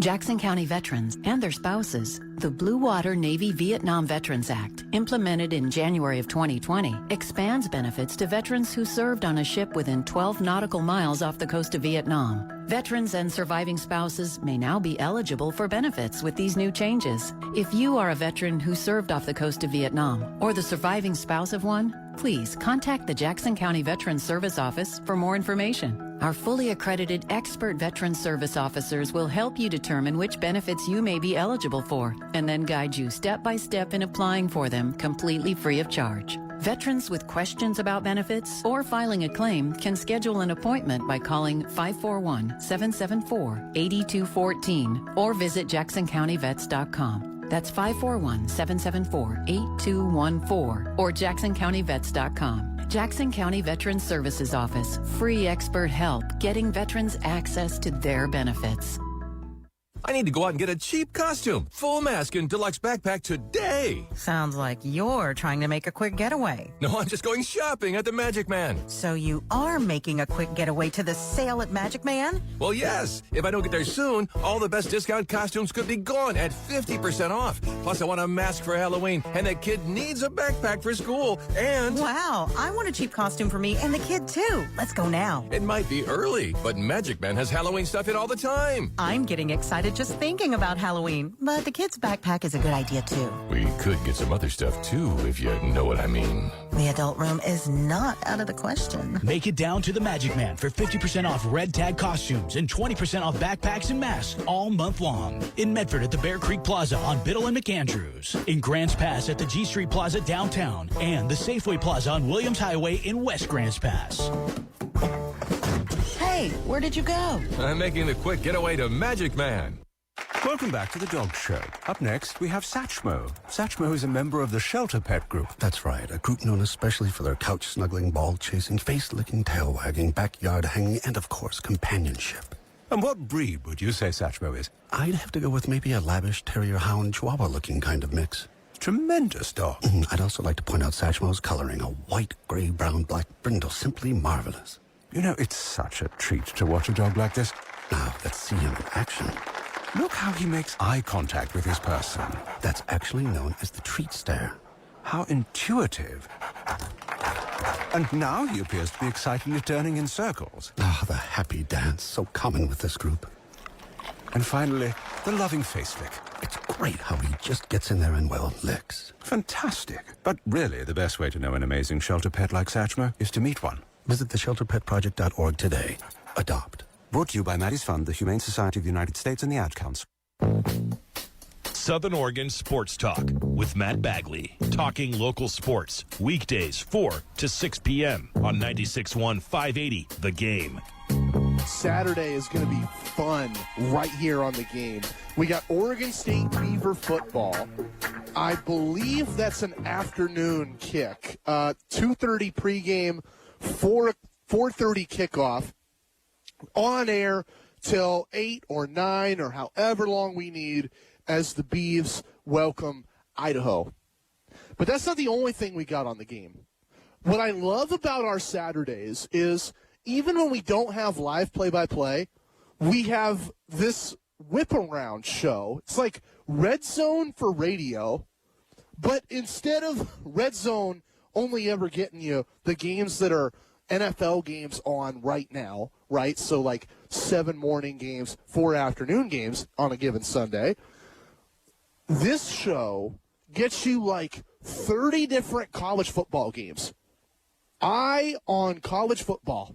And Rich Smackerman, a.k.a. Rich Ackerman, his real name, but I call him Smackerman because I love Jim Rome. And he did that appearance on Jim Rome back in the day. Rich Smackerman, Rich Ackerman, hosts Eye on College Football, where he bounces around like 30 different college football games all Saturday. And he's just constantly swapping one out for the other, going all across the country, getting you big Pac-12 games, big SEC games, big Big Ten games, everywhere you want to go. Eye on College Football. It's going to be a really fun Saturday right here, 96.1, 580, The Game. And, of course, Beavs game kicks off at 4:30. Ducks game playing the mighty Stony Brook. Should be a barn burner. Should be real close. That one over on News Media 99.5 FM, 880 AM, KCMX. For those who don't know, that was a joke, or at least an attempt at one. Oregon's going to drill Stony Brook on Saturday. And I'm not even jinxing them, because even if I could, even if that was a jinx, talent and coaching win out. And let's say Stony Brook score a couple touchdowns, Oregon's still going to bulldoze them to a W. I want to get into NFL teams that will get worse before they get better. That means 0-1 becomes 0-2. I will share that thought after I get to this topic. Coaches that USC could replace Clay Helton with. That's been a hot topic today on the radio right here. Colin Cowherd talked about it earlier. He suggested, you go the NFL route, and we'll talk about that this hour of the show. But I think first things first for USC, you've got to filter out the noise, right? So Sports Illustrated can write a headline that talks about how USC's first call should be Mario Cristobal. But I don't think that call is very long. I think Cristobal hangs up because USC can't afford to buy out his contract. There are other coaches that just don't make sense for other reasons. Unrealistic coaching options for USC. Let's dive into this. There's coaches that are too expensive, like Mario Cristobal. Then there's coaches that are retired for a good reason. Right? It's one thing to step away from the game because you are young and maybe you ran into a scandal or something. Or I think about Pete Carroll leaving college because of a scandal, going to the NFL, something like that. And then there's coaches that are retired because they want to be retired. Like Chris Peterson's name has been floated around. Are we all goldfish? Does no one have a memory of why Chris Peterson is no longer coaching at Washington? It's not like Chris Peterson was running away from a scandal or Chris Peterson was told you need to retire or resign. That's not what happened. Chris Peterson explained what happened. He openly talked about what happened. He retired because he didn't want to coach college football anymore, because he didn't want to work up the recruiting grind 8 months out of the year and compete with Mario Cristobal, who I don't blame him. Mario Cristobal is an insane recruiter, like literally mentally unhinged. The guy has no sense of a day off. The guy has no sense of a family vacation. I've been on the phone with Mario Cristobal when he's on a family vacation with his family. He wants to talk about recruiting or promote his program on the radio or on a podcast. That's Mario Cristobal. He's always looking to talk to high school coaches. He's always looking to recruit a player, to step into a kid's home, talk to mom and dad. That's not Chris Peterson. Chris Peterson doesn't want that life. He stepped away from that life. And even if USC says, we're going to pay you millions of dollars and we're going to surround you with great coaches, I don't think Chris Peterson wants back in the business. I think he's retired for a good reason. So scratch his name off and anyone like him. Scratch off another type of coach off the list. There are coaches out there that don't need USC. Sure, USC is an allure for Luke Fickell at Cincinnati. You can win a conference title at Cincinnati, but it's not a major conference. Not yet, not until they join the Big 12 officially. You can get to a New Year's Six bowl game, but it's never going to be a college football playoff game at Cincinnati. That's a big boys club. You're not let in. You could get that at USC if you built a team that's good enough. So Luke Fickell makes sense, or the coach at Coastal Carolina, or a coach like, say, Ken Umatololo at Navy. He doesn't pay me, but I always pimp him for every single college football job that comes up because I think really, really highly of him. They need USC. They would see value in being the head coach at USC. But a name that I've read, like Oklahoma's Lincoln Riley, he doesn't need USC. Lincoln Riley can compete for major conference championships, and Oklahoma's going to the SEC, so even when the Big 12 takes a tailspin, Lincoln Riley will still be in that power conference conversation. And he can compete for a national championship. Oklahoma's gotten into the playoff countless times now under Lincoln Riley. Oklahoma's won and been in New Year's Six bowls now. We know that. They won national titles before Lincoln Riley. They'll compete for national titles after Lincoln Riley. They don't need USC. Lincoln Riley's staff doesn't need USC. He doesn't need to go to Los Angeles to be a better coach. He can be the best version of himself in Oklahoma. So there's names out there that USC might hire Mario Cristobal or might hire Chris Peterson or might hire Lincoln Riley, and I don't buy it. I don't think any of those coaches make sense for USC. And again, my thought at the very top of the show, I don't think when you factor that in, when we're going to look at the realistic options on the other side, I don't think Clay Helton is that much worse than the realistic options to replace him at USC. I think they made the wrong decision yesterday. Let's change the subject really quick. One NFL team that will get worse before they get better. And I have one more coming up soon. But first, that team, I hate to say it because they were so good last night, making plays. They had me convinced about a dozen times that my team was done for. The Baltimore Ravens will go 0-2 this week. They will get worse before they get better. And it's simple logic for me. If they couldn't stop Derek Carr, who by any measure is anywhere from, say, the 7th best quarterback in the league to the 13th, 14th best quarterback in the league, he's not an MVP candidate. He's not somebody that unites Raider fans as an elite franchise quarterback, right? He's someone that's always in that discussion of when will the Raiders upgrade from Derek Carr, right? He's one of those guys kind of in the middle of the road. If they couldn't stop Derek Carr last night, and they couldn't, he got hot in the second, third, fourth quarters and overtime, struggled in the first quarter, tore it up the rest of the way. If they can't stop Derek Carr, how are the Ravens going to stop Patrick Mahomes on Sunday Night Football? How are they going to stop Patrick Mahomes? They tried to blitz Derek Carr. That didn't work. We've seen what happens when you try to blitz Patrick Mahomes. He's going to hit Tyreek Hill for a 70-yarder, and Hill will be flashing deuces in the end zone. Good luck. I don't like the Ravens' chances in pass coverage on Sunday. I think the Chiefs carve them up. I want to hear from you. Who gets worse before they get better? Who goes 0-2 this week in the NFL?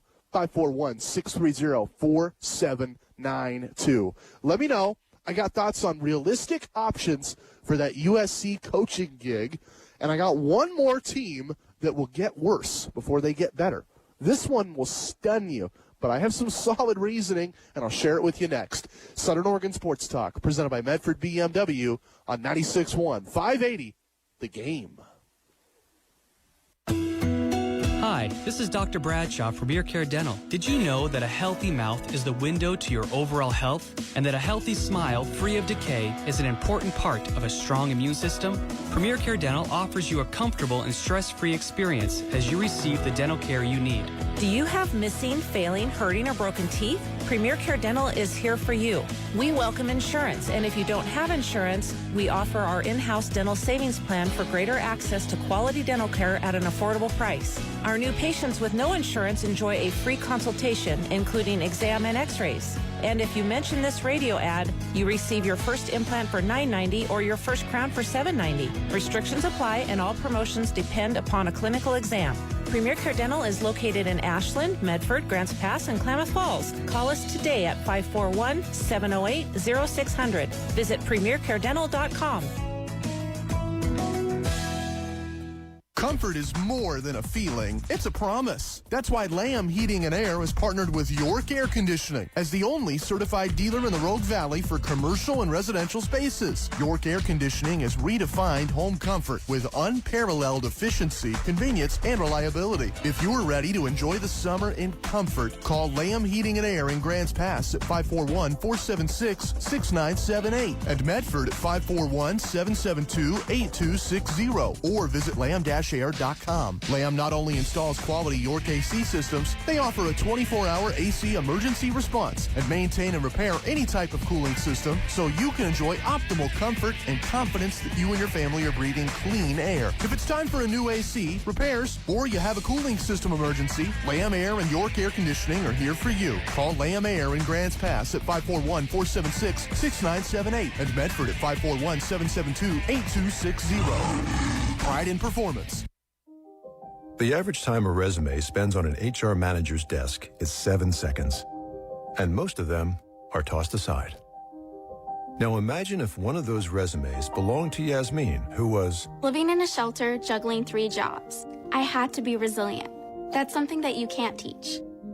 Or if that resume was from someone who worked 12-hour shifts at the recycling company with my dad, who's 72. That taught me a work ethic that I carry with me every day. We rely so much on a resume, yet it could never tell the full story of someone. Growing up where I did, a lot of things could have gotten in the way of my goals, but I learned to push through, and that's what I bring to work every day.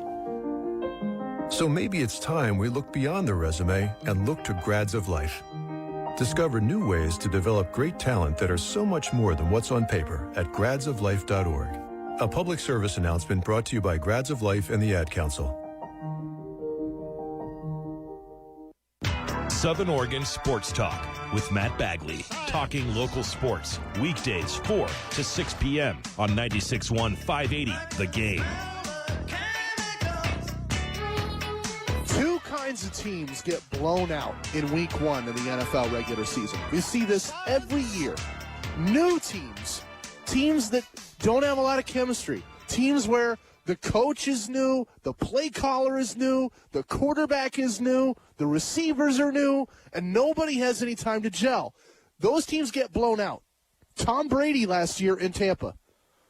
New coach for Brady, new play caller for Brady, Byron Leftwich. He was trying to teach an offense to them. He was trying to teach an offense to Mike Evans and Chris Godwin, and the Bucs weren't ready. They made a bunch of mistakes, threw a couple picks, and the Saints won that one going away. Another kind of team gets blown out week 1 in the NFL regular season. Horrible, untalented, uncoachable teams. There are new teams and there are bad teams, right? So I would put Jacksonville on that list. Urban Meyer, I don't like him as a coach. I've said that 100 times. And I like Trevor Lawrence. I don't like the talent around Trevor Lawrence. They don't protect him. Their defense is meh. Tyrod Taylor looked like Peyton Manning on Sunday. That's not a good sign, right? Bad teams are going to get blown out week 1.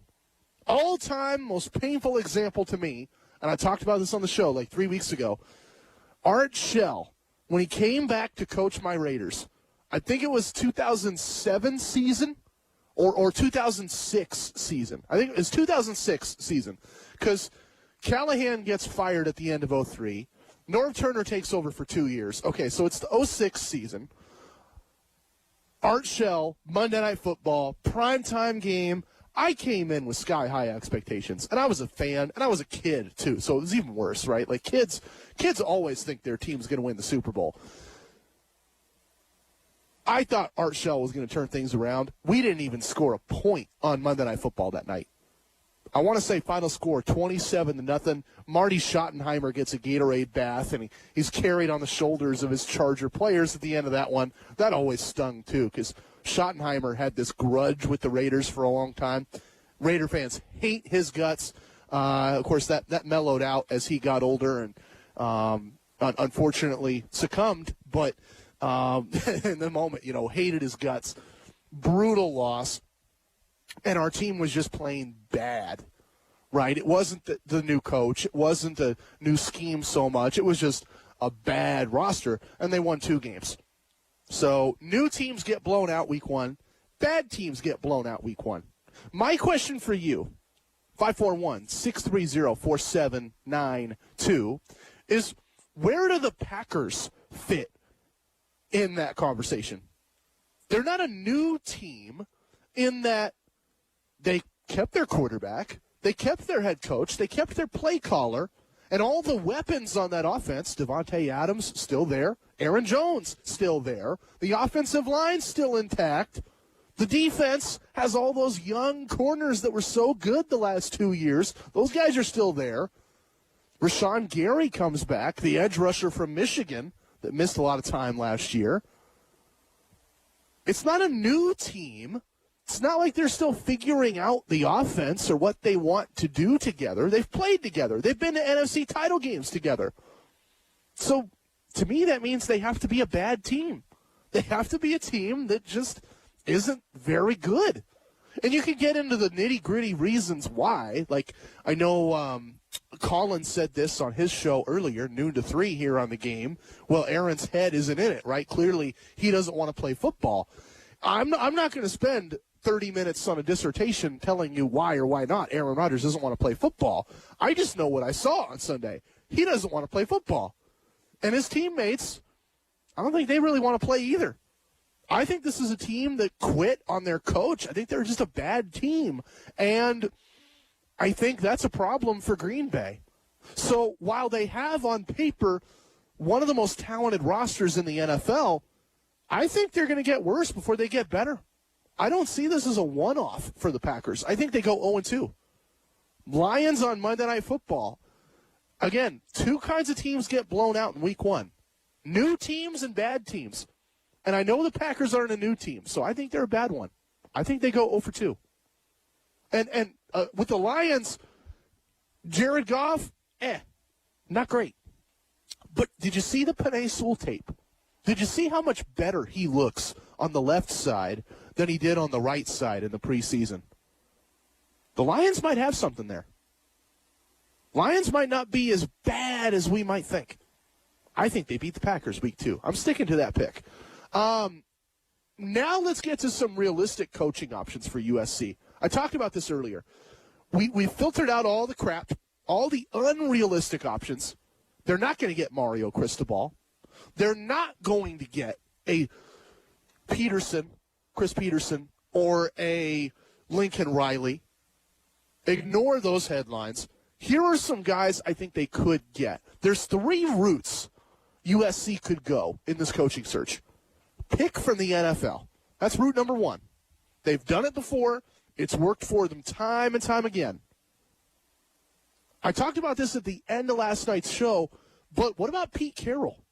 Like, we know that Pete Carroll isn't great with rebuilds because the Legion of Boom rebuild never happened. Pete let all those guys walk in free agency, and Pete and John Schneider tried to draft their replacements and develop their replacements, and most of those guys are off the team or even out of the league. Then they trade the farm for Jamal Adams, kind of admitting a mistake, like, okay, we needed a superstar after all. Let's go get a superstar from somewhere else. We know that Pete Carroll doesn't like rebuilds. So if Russell Wilson comes back this offseason and says, you know how I wanted to get traded and how I didn't get traded? Well, I want to get traded now. Trade me to Vegas. Trade me to Denver. Trade me to Green Bay. You know, in a future where Aaron Rodgers is suddenly no longer in Lambeau. If Russell Wilson makes that demand and the Seahawks follow through with it, that's a rebuild for Seattle. They're going to have to wipe everything off, and they're going to rebuild from scratch. And I don't think Pete Carroll wants to go through that. He's the oldest active coach in the NFL. I don't think he wants to do that again. I could see Pete Carroll saying peace and going back to college. He won national titles at USC. In his mind, he probably thinks he can do it again. It's been over a decade since all that NCAA scandal. It's not a big deal that much anymore in the NIL world. Players are getting paid. Pete Carroll doesn't have to give anybody a Hummer. I think Pete Carroll makes a lot of sense for USC. And I know that, like, Pete Carroll makes sense from their perspective. Won you a national title. Won a Super Bowl in the NFL. I think he's a better name than anybody else I'm going to say on this list. I could also see them offering Urban Meyer. Of course, that's the red meat that everybody's gnawing at today. But my one question with Herb, we know that he's taken high-profile college jobs in the past and thrived in that role. So USC fits in that perspective. But he just took the Jaguars job. Is he ready to bail on Jacksonville? Like, I could see him going and pulling a Bobby Petrino if the Jags are like 0-10. 0-10. I could see that happening. But I don't know. I just don't know. Like, let's say the Jags are middling this year, and he believes that Trevor Lawrence can turn a corner and that offense can really get it together. I don't know if he leaves so soon. Maybe year 2 and they struggle. I don't know. I don't see him going the full Petrino just yet. Like, that was a weird situation. Bobby Petrino going to Arkansas. The other route USC could take, and before I get there, I got to address a text. Jeff is a USC fan. He says, hey, poor choice of words. Look, I wasn't trying to mean anything explicit. That was not my intention. You know me, I'm a literal man. I never get into the explicit stuff. Reggie Bush got a sport utility vehicle, also known as a Hummer. You've seen them. They exist in the world. Reggie Bush got that car. And 18-year-old college kids, unless their parents run trust funds, don't get that car. In fact, I don't think anybody, any 18-year-old buys that car now because those things are such bad gas guzzlers. But anyway, that was the story. That was the problem for Pete. And it's a big reason why he's no longer coaching college football. Pick an established college coach on hard times. I think that's another route for USC.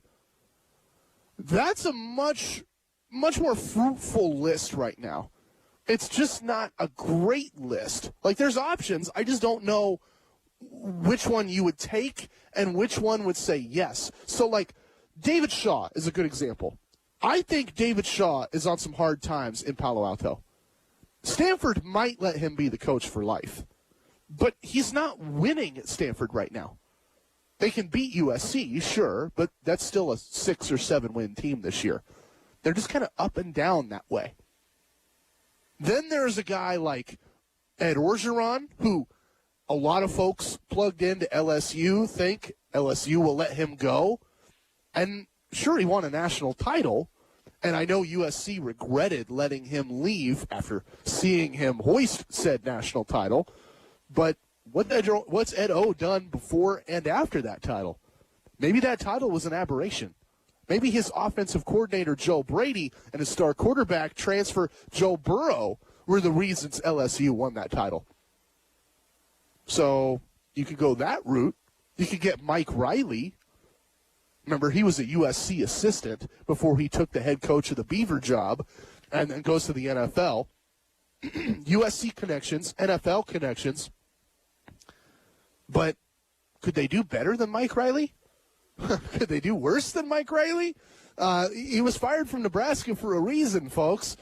There's another route USC could go, and that is take a chance on a rising star. We talked about Luke Fickell earlier, right? He's won at Cincinnati, but he's never going to win a national championship at Cincinnati. He's never going to win a power conference title at Cincinnati. USC makes sense for him. Antonio Pierce at Arizona State. He's not even a head coach, but if you study recruiting, he's very well respected. NFL pedigree, of course, wins that Super Bowl with the Giants back in the day, and now he's a defensive coordinator for Herm Edwards and a recruiting coordinator for Herm Edwards. I could see him getting an opportunity, but I don't know how he would do as a head coach. He's never been a head coach. So I just don't know. I don't know. There's 3 routes for USC. Pick from the NFL. Pick an established college coach that you can lure, somebody that got fired, or somebody looking for a situation with a little bit greener grass like David Shaw, or maybe somebody that's a rising star from a lesser program. I don't know which route you pick. What would you do? Let me know. 541-630-4792. And let me know what you think about these topics. We're going to wrap the show on these notes. The Niners. Jimmy G throws for 300 yards, but does his backup need more playing time? I'm going to share my reasoning with you, and we'll get into that. Plus, Jonathan Smith, head coach of the Oregon State Beavers, he explains why they made the change at quarterback, how that new quarterback, Chance Nolan, performed on Saturday, and whether Chance Nolan earned the starting quarterback job going forward. That's Jonathan Smith, head coach at Oregon State. I'll share that audio next, right here on Southern Oregon Sports Talk, presented by Medford BMW. 96.1, 580 The Game. CBM Real Estate Services, Inc. is the leader in property management services in Southern Oregon. For over 37 years, CPM has specialized in managing residential, commercial, manufactured home parks, homeowners associations, and many storage facilities. CBM Real Estate Services is big enough to know, but small enough to care. Big enough to know the largest selection of residential rentals in the Valley and the most current industry knowledge to manage properties the right way. And small enough to care about your needs as a tenant or property owner. As a full-service real estate company, CPM has cutting-edge technology, a proven system, and the right people to take care of your needs. You're looking for a home to rent, or you need property managed by a professional team, contact the experts at CPM Real Estate Services. With offices in Ashland, Medford, and Grants Pass, and properties in Klamath County, the coast, and beyond, they know the importance of maximizing the value of your asset and taking care of tenants. Check them out at cpmrealestateservices.com or call 541-773-6400 today. Dusty's Transmissions in Central Point is expanding and are looking to staff new positions for a technician that can remove and replace, plus diagnose transmissions, and a service lube technician who is also capable of completing general shop duties. Pay will be based on experience and qualifications. Dusty's Transmissions is looking for career-minded individuals to add to their team, with opportunity for advancement through training and hard work. Dusty's Transmissions also offers a full benefit package, including retirement. Bring your resume in person to their location at 250 North Front Street in Central Point. Do you think you have the qualifications to be part of Southern Oregon's leading gear train technicians, specializing in automatic transmissions, standard transmissions, clutches, transfer cases, and differentials? Dusty's Transmissions is now the largest specialty gear train repair facility in our area, with 10 lifts, including RV capability. Bring by your resume in person today at Dusty's Transmissions, 250 North Front Street in Central Point. Music is a bridge between the material and the spiritual. My name is Harvey Lauer, and I'm 82. As a blind person, you have to be aware that nobody can tell you what you can or can't do. You really have to try things. My folks got me a little radio in 1940, and that was the best Christmas present I ever got. When I was 11 years old is when I started to play music, play the piano, and then the accordion, and then the cello. My wife, who was also blind, was a good cook. When she died, that's when I started Meals on Wheels. America, let's do lunch. It's Meals on Wheels. 1 in 6 seniors faces the threat of hunger, and millions more live in isolation. Drop off a hot meal and say a quick hello. Volunteer for Meals on Wheels by donating your lunch break at americaletsdolunch.org. This message brought to you by Meals on Wheels America and the Ad Council. Southern Oregon Sports Talk with Matt Bagley. Talking local sports. Weekdays 4 to 6 p.m. on 96.1 580 The Game. All this talk about coaching names for USC, I really just want to hammer a point to you. Mario Cristobal's not going anywhere. Jonathan Smith's not going anywhere. The coaches you care about in our state are staying where they are. Like Jonathan Smith, Oregon State alum, Oregon State legend. He just got a contract extension. He's happy at Oregon State. He's building a winner at Oregon State. And Mario Cristobal, I think the timing just is terrible for him to leave. Like, if Clay Helton got fired last year, let's say they fire Clay Helton last September, I could see Mario Cristobal leaving. I really could.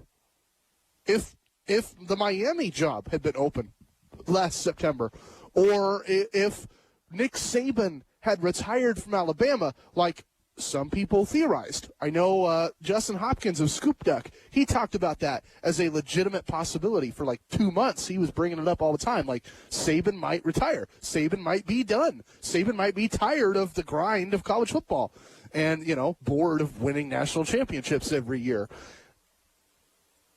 I could have seen Mario Cristobal go for any of those schools. But Mario Cristobal signed a 5-year extension in December, and that 5-year extension is pretty hefty. Like, you look at the money, anywhere from $9 to $19 million buyout, depending on the terms. That's a big deal. That means just to have a conversation with Mario Cristobal, right? Like you don't have to have him sign a contract, but it is required. If he's going to sign a contract with you, you have to pay that buyout. He's not going to pay it. Oregon's not going to waive it. You have to pay that buyout. That's substantial. And then there's the fact that he's making up to $5 million a year as the contract progresses at Oregon. So you've got to at least raise that $5 million number. You've got to say, we'll start with 6 and we'll pay you 10. Or we'll start with 10 and we'll pay you 15 at the end of the contract, right? Like, at what point do you say it's too rich for our blood? Mario Cristobal's too expensive. And I get that USC has money. It's not like USC is a poor program by any means. But can USC afford to pay off that contract they have with Clay Helton, which is already tens of millions of dollars, and then throw money at Mario Cristobal? I don't think so. So Mario Cristobal's not going anywhere, and I think USC has to settle for what's out there. I've seen some other names floated. Eric Bieniemy. Demi texted in. He wants to know, why not Eric Bieniemy at USC? I get the appeal for USC. That's a great name and a really underrated NFL coach, Chiefs offensive coordinator who has been floated for and turned down for a bunch of NFL jobs over the years, some of them unfair, like that Houston job last year where he interviewed for it. I think he should have got it, and they went in a different direction. I like Eric Bieniemy, the coach. I just think Eric Bieniemy is going to get an NFL gig sooner rather than later. It's only a matter of time. And it's not fair that this happens to a lot of coaches, especially minority coaches. But, like, I think about how many times we've seen coaches of color in the NFL interview for jobs and not get them. Like, Lovie Smith had this problem for years where every year he would interview and he would get the opportunity and they would never give him the job. Well, eventually he gets the job, and he took the Bears to a Super Bowl. So, you know, you can say what you want about Lovie Smith. The college coach in Illinois got the Bears to the Super Bowl. I think that's pretty good, right? And you see that in the NFL. I think Eric Bieniemy is just going through that. Eventually he's going to find a coach that values what he brings to the table, and it just hasn't happened yet. So I think he's going to get an offer and an opportunity that's better than what USC is right now. It's not a guaranteed Pac-12 title anymore. It's not a guaranteed top 10 in recruiting anymore. Oregon out-wins, out-recruits. Heck, UCLA out-recruits, out-beats USC. Like, I don't see that same allure. Whereas you go to the NFL and you can win a Super Bowl with one of 32 teams. Like, it's a lot easier to win a Super Bowl with the Browns or the Cardinals than it is to win a national title at USC right now. So I think Eric Bieniemy stays in the NFL. Wrapping up the show, I didn't get to the Jonathan Smith audio. I feel terrible for that. So we'll just talk about that tomorrow, which is kind of fitting because tomorrow, Wednesday, is always the day I focus on college football. We're going to get Oregon play-by-play guy Joey Mack.